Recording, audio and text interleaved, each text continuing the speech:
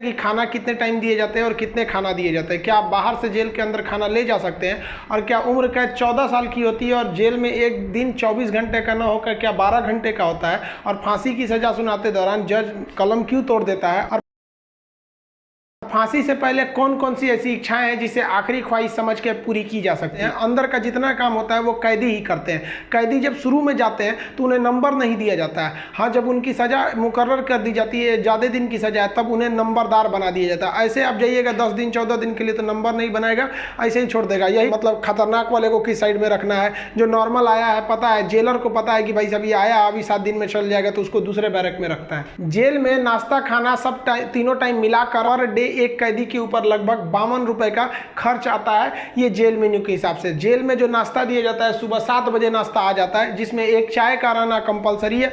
चाय के अलावा आपको कभी चना दिया जाएगा, कभी परोटी, ब्रेड, बिस्किट वगैरह दे सकता है या दलिया दे सकता है। ये सब बिस्किट वगैरह ये अंदर ही बनता है जेल के, काफ़ी अच्छा होते हैं सब। नाश्ता तो कम से कम ठीक देते हैं सब। वो रात का खाना जो है ना, वो शाम 5-6 बजे रेडी हो जाता है। आपका मन उसी टाइम खाइए या रात 9 बजे खाइए, उससे मतलब नहीं है, वो वहीं दे देगा। रात में खाइएगा तो आपको कोई गर्म करके देने वाला नहीं। कुछ के इतना हल्का रखा जाता है, तेल नमक मसाला मतलब एसिडिक चीज नहीं रखा जाता है, मतलब एकदम सादा दिया जाता है ताकि आप बीमार ना पड़े। जेल का अपनी करेंसी होती है, ये भारत सरकार वाला रुपया आरबीआई वाला नहीं चलता है, वहाँ कूपन चलता है। ये कूपन जो होते हैं, आपके पैसे को कूपन में बदल दिया जाता है, तो आपकी करेंसी कूपन में बदल दी जाएगी और आप मैक्सिमम 2000 रुपए का ही कूपन रख सकते हैं। वो कूपन आपको 2 रुपए का मिलेगा, 5 रुपये, 10 रुपये, 20 रुपये का, इसी टाइप का कूपन मिलेगा। ये आपको दिया जाएगा। अब इस पे ना एक विशेष कोड किया जाता है कि भाई आप ही के नंबर का ये रहेगा, आप ही के नाम का, तो दूसरा कोई इसको चला नहीं सकता है कैंटीन में ले जाकर, इसलिए इससे आप आराम से बच सकते हैं। ये रखेगा तो कोई भी चला सकता है।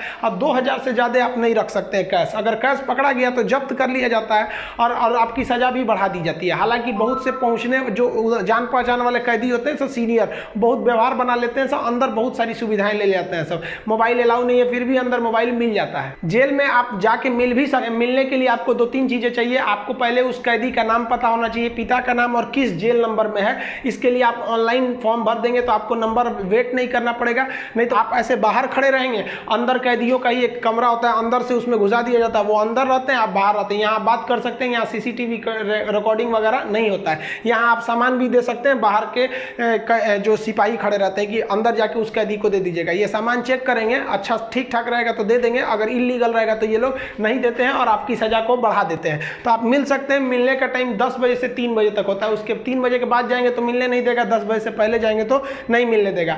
गुटखा वगैरह नहीं ले जा सकते, क्योंकि अंदर जो सफाई का काम होता है वो कैदियों को ही करना रहता है। गुटखा दे देंगे तो खा के थूक देगा। पहुंच वाले सब गुटखा खाते हैं सर। सिगरेट अलाउ है, ये सब चीज़ें अलाउ है, बस गंदगी वाला चीज़ नहीं। हम तो कहते हैं भाई जब हर चीज़ अंदर अलाउ है, बस आपका पहुँच होना चाहिए। अगर आपके पास पैसा और पहुँच है ना, तो जेल और बाहर में कोई खास फर्क नहीं समझ में आएगा। ऐसे नॉर्मल वालों के लिए सारे नियम कानून है। अब मिलने का मतलब ये नहीं कि डेली डेली मिलने जा रहे हैं, हफ्ते में आपको 3 बार ही मिलने दिया जाएगा। और बड़ा अपराधी है तो 2 बार, कई को तो हफ्ता में 1 बार अलाउ करता है। अब कुछ ऐसे भी अपराधी रहते हैं बहुत खतरनाक, उनको अलाउ ही नहीं करता है मिलने। तो ऑन एन एवरेज आप हफ्ते में 3 बार किसी जाके मिल सकते हैं। 15 से 20 रुपए की आपको रसीद लगेगी मिलने के लिए। जेल के अंदर स्टडी रूम होता है, वहां जाके आप आराम से पढ़ाई करते हैं। सो जो आप बाहर में पढ़ाई नहीं किया मार काट करके अंदर जाएगा, लेकिन हाँ हम उसमें पढ़ते हुए भी देखे हैं। जेल के अंदर हर एक कैदी को खुद ही काम करना होता है, क्योंकि अंदर सिपाही कम रहते हैं। मार धार करिएगा, खूब पिटा जाइएगा ना तो आके छोड़ा देंगे सब। अंदर शांति से रहना चाहिए। अंदर भी, जेल के अंदर भी ना ग्रुप होता है, वो उसके ग्रुप का है, वो उसके ग्रुप का है।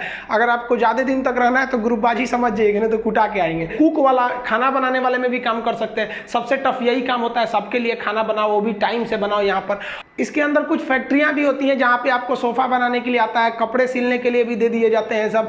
और जो होली में जो गुलाल लगाते हैं अबीर, वो भी इसके अंदर पीस के बनाना रहता है। कई सारे काम होते हैं, लेकिन ये जो काम वाला डिपार्टमेंट है ना, फैक्ट्री वाला डिपार्टमेंट, ये उसी को दिया जाएगा जिसको कोर्ट ने सजा सुना दिया है। लेकिन अगर कोर्ट ने आपको सजा नहीं सुनाया, अभी आप पर मुकदमा ही चल रहा है, तो इस पे नहीं देंगे सब, आपको ये सब हल्का हल्का काम कराएंगे सब। इस काम के बदले आपको पर डे का 20 रुपया मिलता है, यानी महीने के आपको टोटल 600 रुपये मिलने वाले हैं।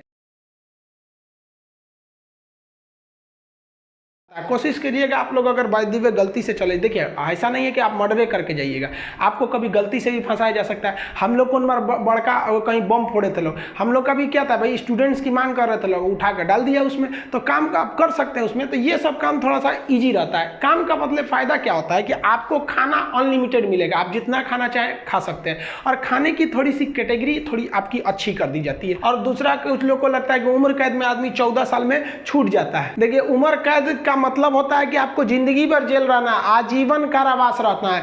ये 14 साल की बात क्या है कि जज ने अगर आपको सुना दिया कि आपको उम्र कैद की सजा है, तो संविधान में लिखा गया है कि अनुच्छेद 72 के तहत तथा अनुच्छेद 161 के तहत, अनुच्छेद 72 के तहत राष्ट्रपति और 161 के तहत राज्यपाल आपकी सजा को माफ कर सकते हैं। तो ये जो 14 साल का थ्रेशोल्ड बनाया गया है कि राज्यपाल और राष्ट्रपति जो है ये उम्र कैद को 14 साल से पहले नहीं माफ कर सकते हैं। तो बहुत से ऐसे लोग होते हैं जो 14 साल जेल बिता देते हैं ना, तो ऐसा कहा जाता है कि 14 साल तक किसी को समाज से अलग कर दीजिएगा तो नॉर्मल व्यक्ति जो छोटा मोटा गुंडा है उसका बाकी सबसे संपर्क टूट जाता है, तो उसे माफ कर दिया जाता है। तो जनरली 14 साल में छूट जाते हैं। वो छूटते नहीं है बल्कि राष्ट्रपति या राज्यपाल माफ कर देते हैं कि चलो यार गलती, बहुत बार तो अपराध आवेश में आके हो जाता है, लेकिन ऐसा नहीं है कि सबको छोड़ देता है। कुछ कुछ एकदम शातिर अपराधी होते हैं, उन्हें नहीं छोड़ा जाता है। तो ये 14 साल मिनिमम है कि आपको इतना रहना ही है, इसके बाद राष्ट्रपति या राज्यपाल माफ करेंगे तब समझिएगा।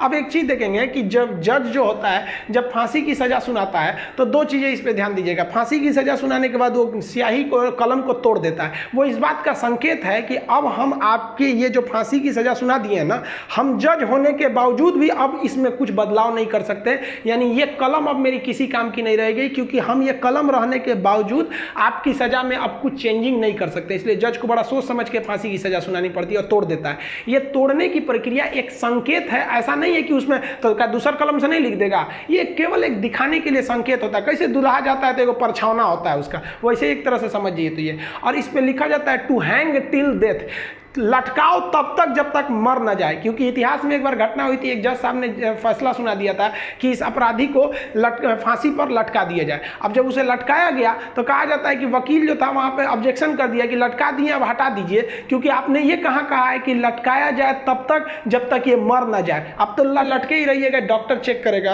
अभी बचा है, छोड़ दो अभी 10 मिनट और